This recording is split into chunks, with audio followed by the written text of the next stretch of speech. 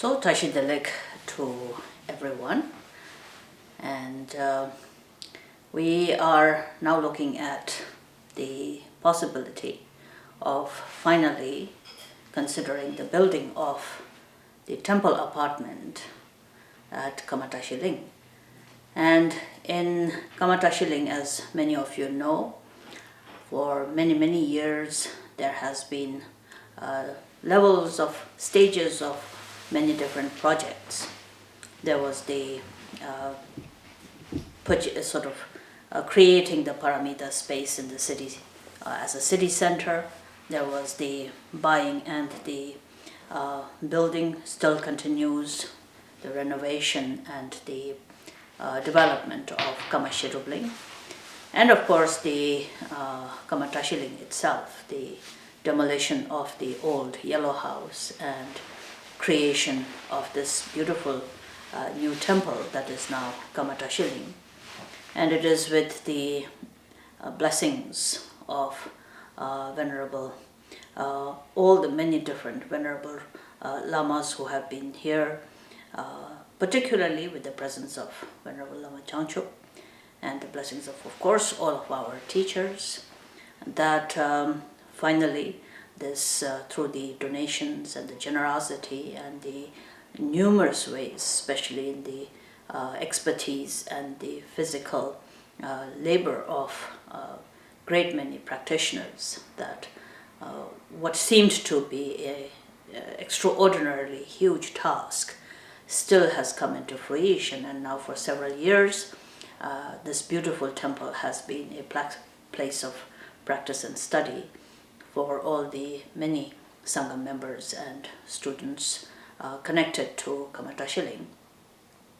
And of course, in the very beginning years, even the building of the stupa and the building of the temple seemed almost sort of a huge undertaking and a vision. And I think while many continued to be very encouraged and inspired, many of us had also doubts about whether or not such a thing would be able to be fruitioned. But of course, with the blessings and the protection of the gurus and the idams and the dakinis and the dhamma protectors, and the merit of many sangha members, this has been able to be accomplished with, I think, what is not as many obstacles as there could have been. And so of course this is wonderful. But then now we look into the future, and while there are many other varieties of projects that are still there and that will continuously be there, because it is, if we take as an example even just a family home, then there are every year there is something or the other happening, whether you have to work at your plumbing, or whether you have to fix your roof, or whether you have to paint, or whatever it is, the upkeep. And there's always, of course, everybody would like to just move into a house and for the rest of your life never have to take care of any other things, but that is not how it is even in a small family home. But this is a huge public place. It is a sangha place. It is a place where hundreds of people come and go, and we have to think not just of our own individual self or the group of people living here, but you have to think of generations and generations, and most importantly, what it represents. And Karma Tashi Ling represents Buddhism in Norway. Particularly, it is the central mark of Tibetan Buddhism. It has been for many decades, and it continues to be so, such that when we think about Mahayana and Vajrayana Buddhism in Norway, Karma Tashi Ling is the very epicenter of practice, of study, of activities, of focus. And therefore Karma Tashi Ling comes with tremendous amount of responsibility to represent Buddha Dhamma in general and Tibetan Buddhism as a whole for the whole world.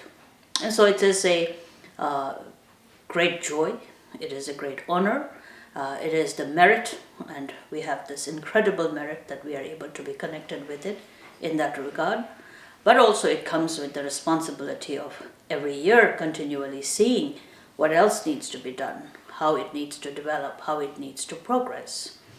And therefore, while some people often believe, oh, we have a temple and that's it, and full stop, and that's more than what we can handle.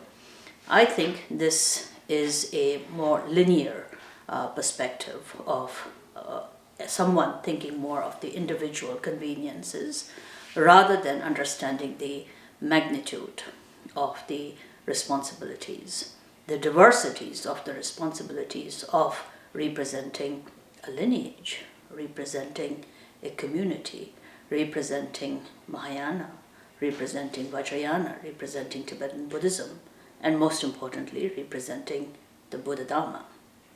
And so if you think from that perspective, you will see that yes, it needs to continually evolve. Changes, as we Buddhist practitioners know, inevitable. And while changes happen, there has to be a response to that change and evolving and developing and flourishing. You have to consider someone, a great yogi living in a cave, could have been enlightened and happily living in a cave. But that would not have allowed us, today's generation, to benefit from all that what we benefit with our practice and studies and understanding of the Dharma. It took someone to come out from one's own comfort zone and conveniences to begin to actually wish to then engage in the compassionate generosity of sharing the Dharma and making Dharma available to the others. As a sangha, we have to understand that. And so we have, I think, you have achieved an incredible amount of activities and fruition. And now you have this wonderful temple. But it has also now come to a point where you have to be responsible that the temple doesn't become just a museum, a place where people can come and practice and sort of be very inspired by.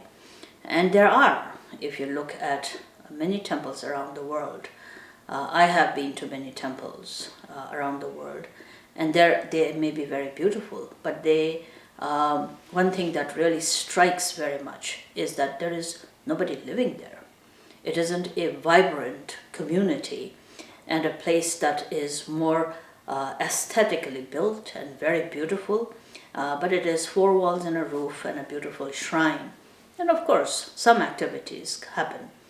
But particular to Tibetan Buddhism is that we don't see temple as just a construction of a building that is utilized for different events.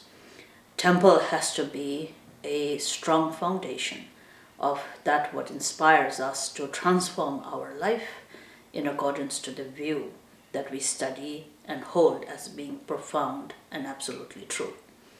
So therefore, one does feel the absence. Venerable Lama Changchupla lives here, and a few number of people live here. But due to the lack of accommodations, it is not possible for a vibrant community of practitioners to be here. And so what happens is the shrine room often feels empty of bodies, of practitioners, of activities, of morning practices and evening practices. Yes, of course, 1 and 2 people and the Lama living here, there are all these morning and evening practice sessions, and that is not what I meant. I mean a whole community. So when we talk about the 3 jewels, the 3rd jewel of the sangha and the presence of a community, a sangha, is definitely felt missing. And it's even more missing now that you have a beautiful temple. And so next door we have the school, and this side we have the temple, and the students leave the school, and in the evenings the school is sort of just an empty place. Likewise, I think if the temple remains an empty place, it is not what a temple is meant for.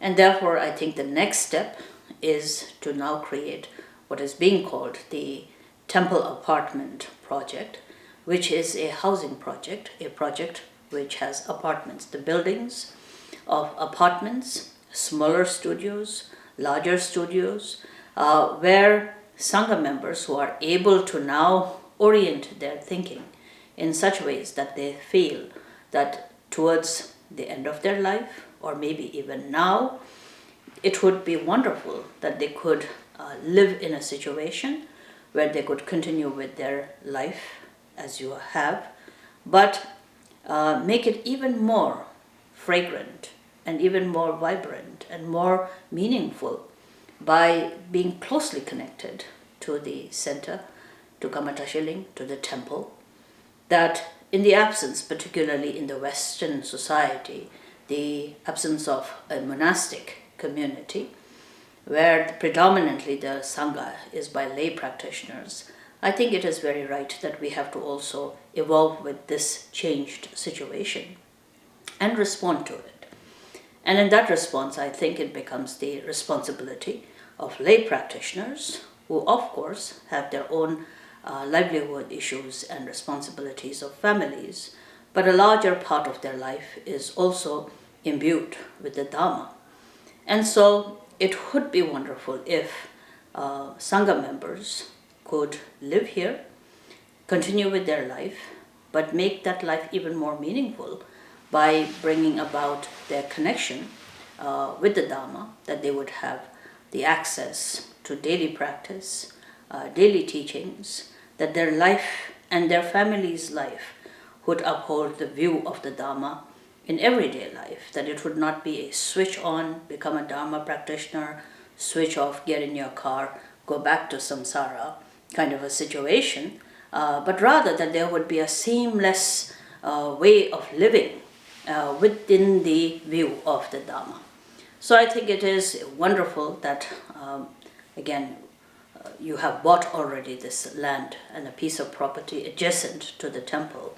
And now there is active work being done by the board and the temple apartment building committee to create the designs which would then be available for all of you to see what kind of a situation it would be. And I recall several years ago when the first announcements of this project was made, there were about, I think, more than 15, 20 people who seemed to be very interested in beginning to think of living here full-time, or as long as you wish. And I don't think it is a kind of a commitment of a lifetime. You could commit to it partially or for a few years or in whatever variations it may be.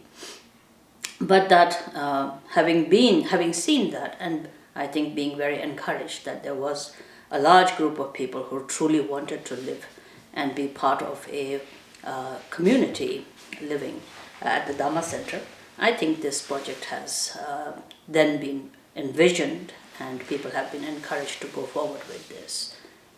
So now with this, I think, comes about a lot of responsibilities. Of course, there's a financial aspect of it. Fundraising has begun for it, and I think fundraising should continue in all the different ways that I think the board members and the committee members will be able to explain to you better.